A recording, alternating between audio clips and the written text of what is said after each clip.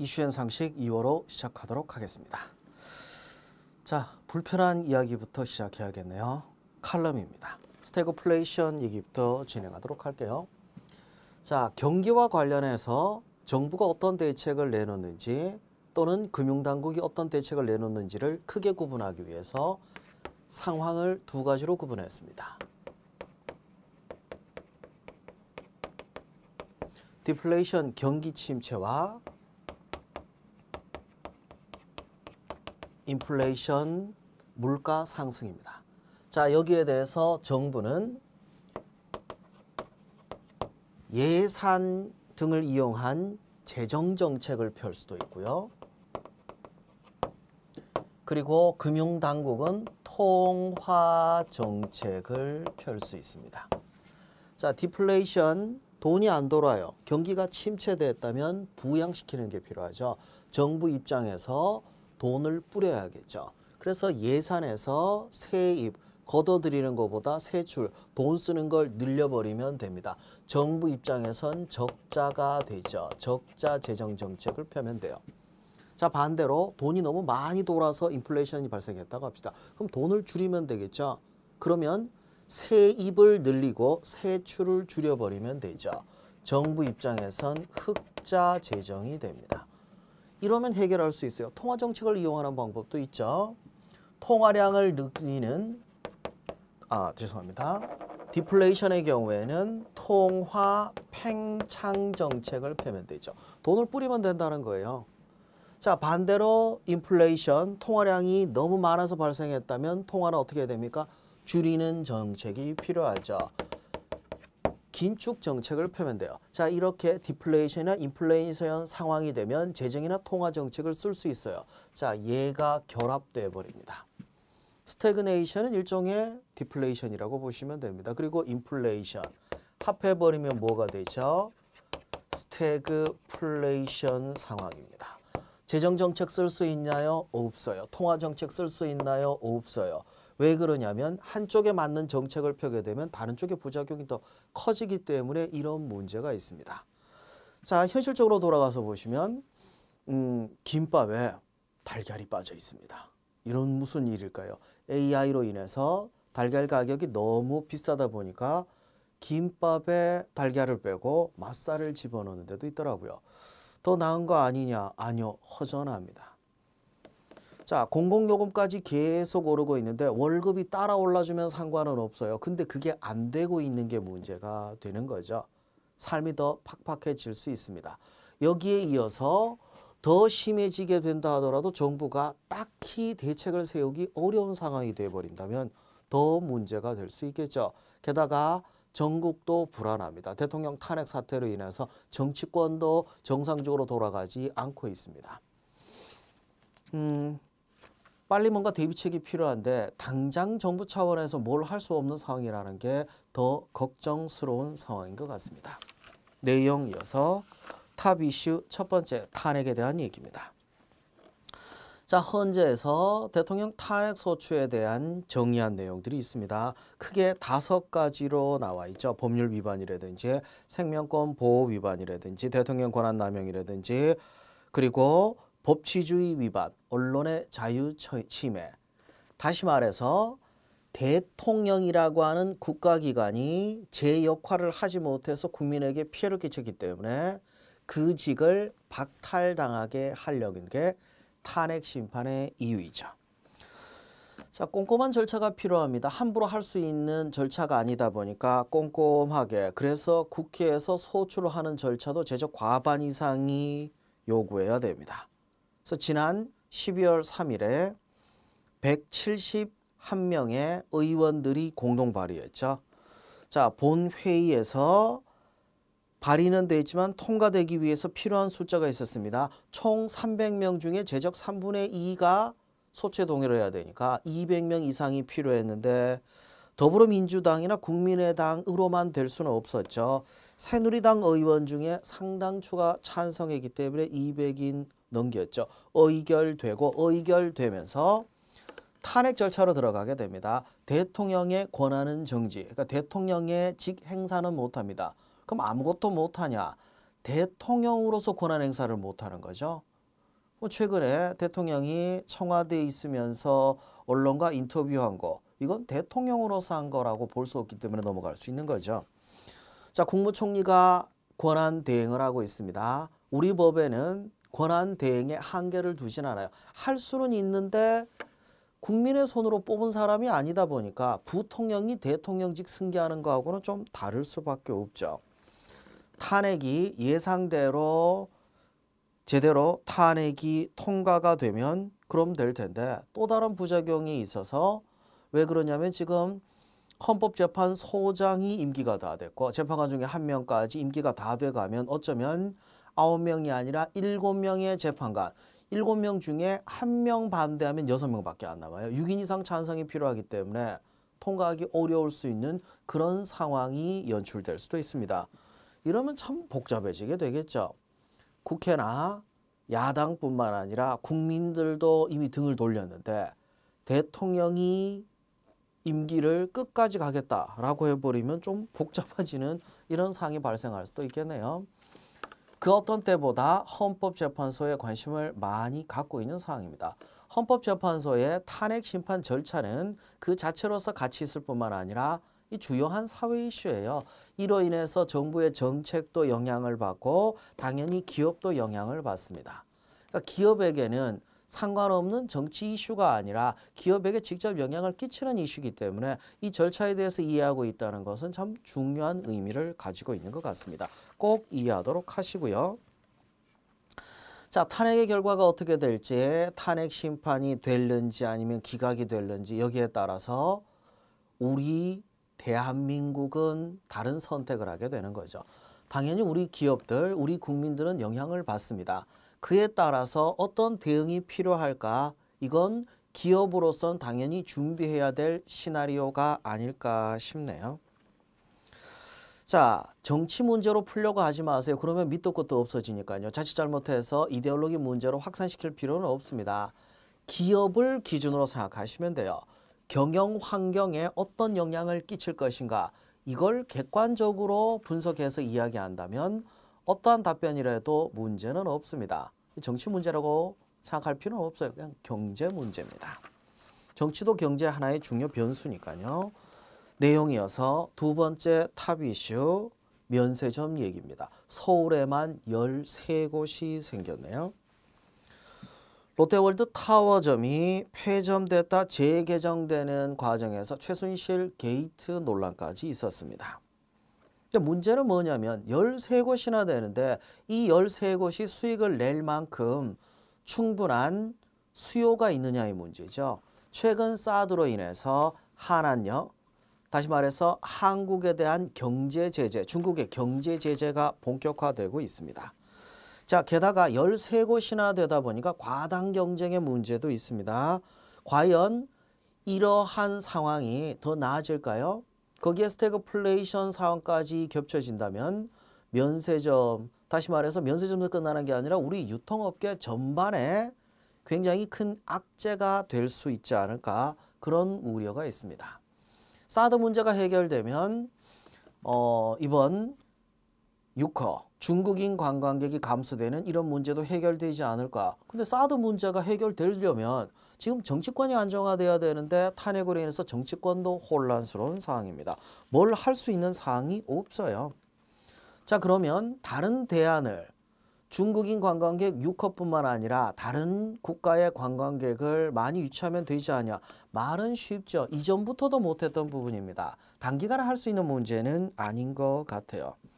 특히 면세점 이슈는 유통 분야에 관심 있는 사람들은 꼭 정리하도록 하셔야 될 것 같습니다. 내용 이어가도록 할게요. 정치 외교 편입니다. 우리는 지정학적으로 주변 국가의 영향을 많이 받을 뿐만 아니라 외교에 있어서 유리한 주도권을 잡을 수도 있는 그런 위치에 있습니다. 물론 외교를 잘했을 때 얘기죠. 지금 상황이 굉장히 악화됐다고 얘기할 수도 있지만 외교를 잘하면 오히려 기회가 될 수도 있는 상황입니다. 한국 외교 사각 파도에 대한 얘기입니다. 원래부터 우리 주변에 강대국들이 많다 보니까 어려운 부분들이 많았죠. 사드 문제도 있었고, 자, 부산 일본 총영사관 앞 소녀상 설치 문제도 있었습니다. 사드 배치로 인해서 미국과의 관계뿐만 아니라 중국하고의 관계까지 영향을 받고 트럼프 행정부로 바뀌면서 트럼프 행정부, 미국의 대외 정책이 어떻게 변할지 그것도 잘 모르겠어요. 여전히 북한의 핵 위험은 계속되고 있습니다. 이런 복잡한 상황에 당장은 대통령이 직접적으로 외교에 영향력을 행사할 수 없는 상황이다 보니까 복잡해진 부분도 있습니다. 국무총리가 대행하면 되지 않냐. 국무총리는 국민의 손으로 뽑은 사람이 아닙니다. 그래서 권한 대행을 할 수 있다고 하지만 당사국들이 과연 국무총리와 중요한 사안에 대해서 같이 얘기를 하려고 할까요? 그러긴 좀 쉽지 않을 것 같습니다. 외교당국의 위기관리가 중요한 사항인 건 맞지만 그렇다고 해서 우리 외교당국이 대통령이 있던 상황에서도 잘 처리 못했던 문제였죠. 그러니까 이 사안들이 이전부터 누적된 건데 대통령이 지금 권한 행사를 못하는 상황이 되다 보니까 더 악화된 것뿐입니다. 언제 터져도 터질 일이 아니었나라는 생각이 드네요. 앞으로 대책이 필요한데 저는 일단 대통령 탄핵 사태가 잠잠해지고 이제 새 대통령이 정권을 인수하고 나야 뭔가 좀 풀리지 않을까 이런 생각이 드네요. 아우 복잡해지게 됐습니다. 자, 한편 중국이 관심을 가지고 있는 중국 외교 5대 키워드 좀 보도록 할게요. 사드 배치 그리고 육자회담 재개를 뜻하는 이유도 꼽혔다고 하네요. 왜 중요하냐면 트럼프 행정부로 바뀌고 나서 중국이 미국과 대립구도로만 가지는 않을 거란 얘기예요. 그리고 육자회담으로 풀어간다면 지금 남북한 간에 경색되어 있는 관계에 뭔가 빠져나갈 수 있는 그런 대책으로서 하나가 나오지 않을까 이런 기대도 할 수 있습니다. 박근혜 정부는 북한에 대해서 강경일관으로 가다 보니까 물론 북핵에 대해서 무조건 받아들일 수는 없겠죠. 하지만 뭔가 나아지는 부분이 있어야 되는데 과거의 상태가 계속 그냥 고착화돼서 유지되고 있다 보니까 불안감은 더 커지고 보수 세력들이 뭐 북한에 대해서 응징해야 된다고 하지만 이건 그런 문제를 뜻하는 건 아니에요. 그냥 경제학적으로 풀어보도록 합시다. 리스크는 우리 경제에 악영향을 끼칠 수밖에 없습니다. 북한의 퍼주기하고의 뭐고의 문제가 아니라 우리의 생존 문제니까요. 좀 현명한 해결책을 찾을 필요가 있을 것 같네요. 자, 중국이 방공 식별구역을 가지고 긴장을 더 고조시키고 있는 것 같습니다. 대체 이게 뭔지 방공 식별구역 얘기를 좀 정리해 보도록 하겠습니다. 자, 간단하게 이 나라와 이 나라가 있다고 합시다. 두 나라 사이에는 바다가 있겠죠. 여기가 중국이고 여기가 우리나라로 생각하셔도 됩니다. 땅을 영육, 우리의 영유, 그리고 12해리까지를 영해라고 하죠. 영해, 12해리. 영해의 위와 영육의 위, 영해의 위와 영육의 위를 영공이라고 합니다. 영공. 자, 이렇게 영공, 영육, 영해 합해서 영토라고 하죠. 그러니까 우리 땅이라고 하는 게 우리 바다, 우리 하늘을 포함해서 이야기를 합니다. 영해에서 조금 벗어난 지역 중에 배타적 경제 수역이라고 200해리까지가 있습니다. 배타적 경제 수역 EEZ. 영해와 영해 바깥인 공해의 성격을 둘 다 가지고 있는 게 배타적 경제 수역이죠. 그러니까 우리 바다이긴 한데 경제적으로 우리 바다. 다른 나라 선박이 배를 타고 그냥 지나가는 건 아무 문제가 없습니다. 근데 우리는 중국하고 어떤 문제가 있냐면 너무 가까워요. 배타적 경제 수역 200해리가 또 안 나옵니다. 그래서 원래 이 영토 문제에서 좀 민감해질 여지가 있어요. 그런 관계인데 자, 하나 가정해 보도록 할게요. 다른 나라의 항공기가 우리 영공을 침범, 그러니까 1cm라도 침범해야 그때 우리의 항공기가 대응하려고 나간다. 시간이 너무 늦잖아요. 그래서 영해에서 조금 더 바깥 이 근처 오면 바로 대비할 수 있게 뭔가 필요하겠죠. 국제법에서 인정하지는 않지만 그냥 일반적으로 국가들이 선포하는 게 있습니다. 이게 바로 방공식별구역이에요. 그래서 방공식별구역은 중첩될 수밖에 없어요. 왜 그러냐면 영해보다가는 더 멀리. 그런데 국제법으로 정해진 기준은 없어요.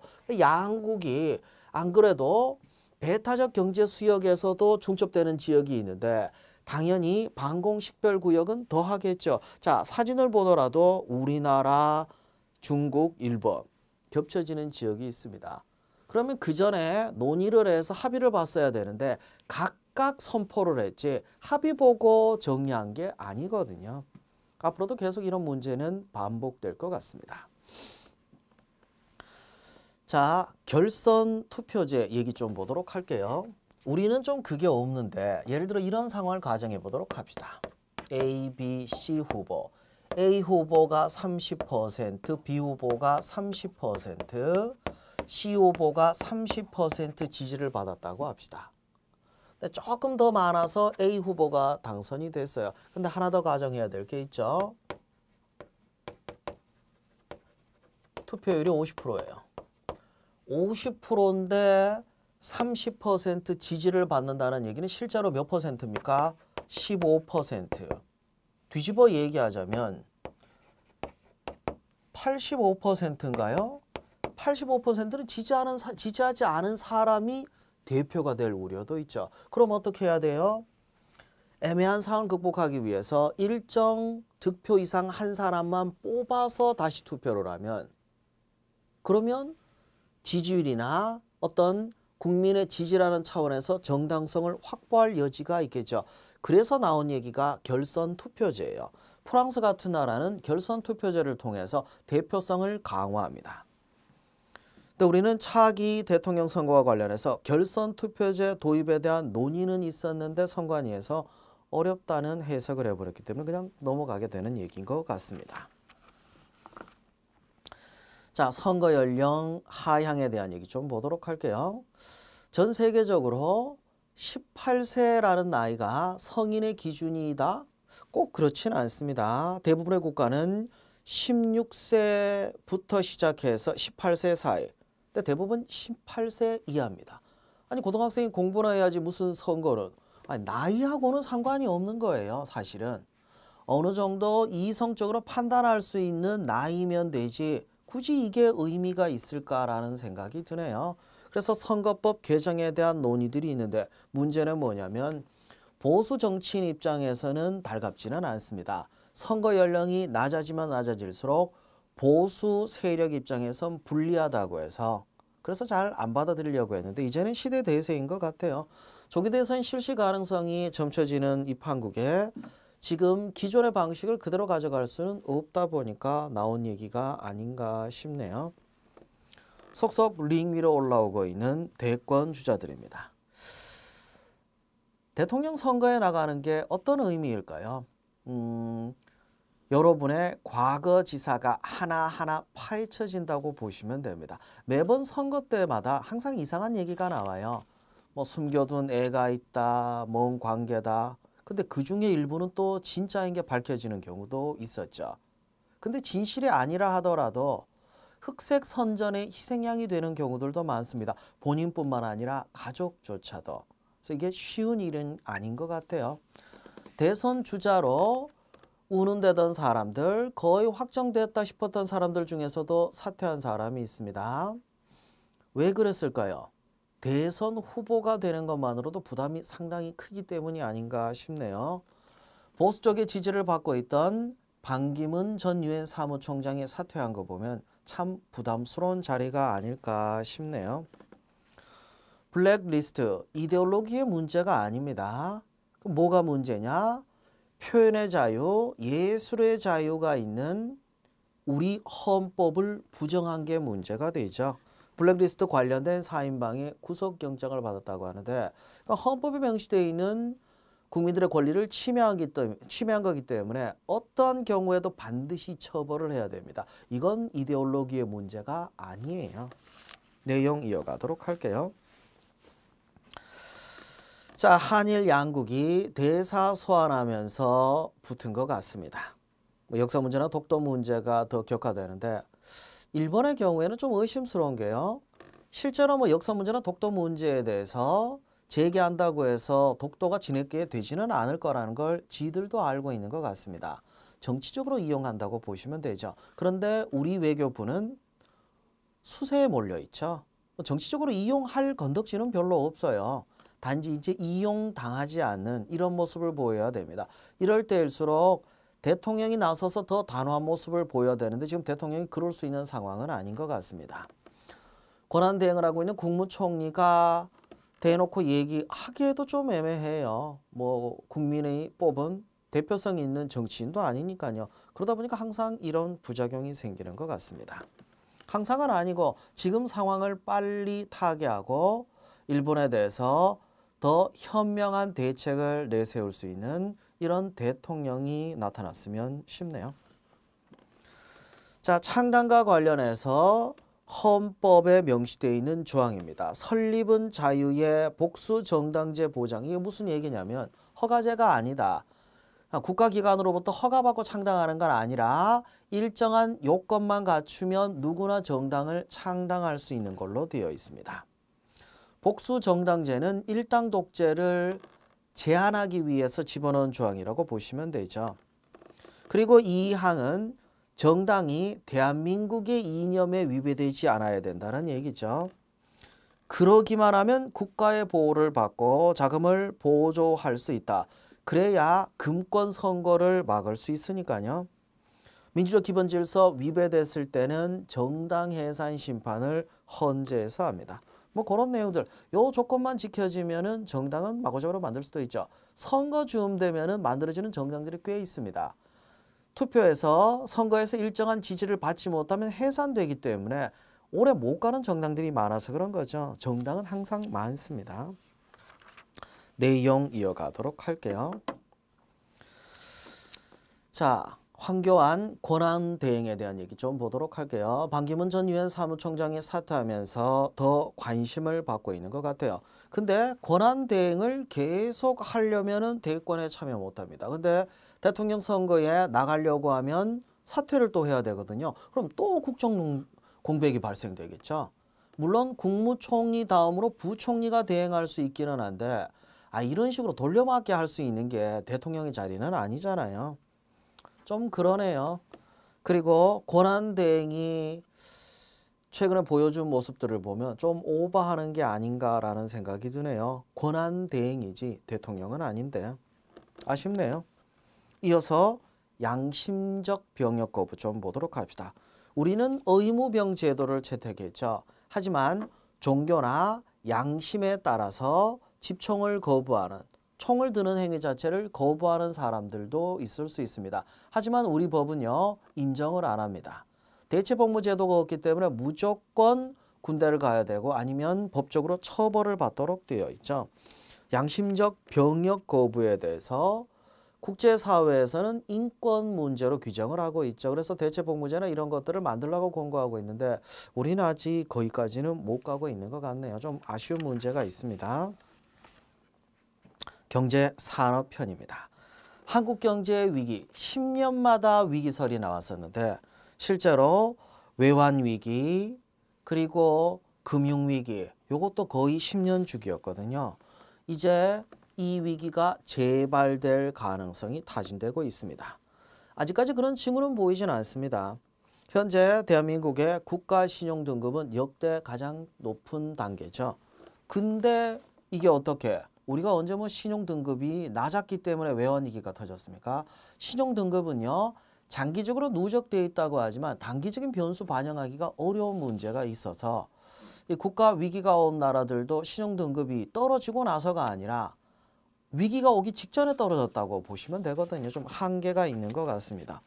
문제는 뭐냐면 위기가 아니라고 주장하기보다 위기가 왔을 때 대책이 뭐냐는 걸 더 묻고 싶네요. 그럴 수 있는 대책이 있을까요?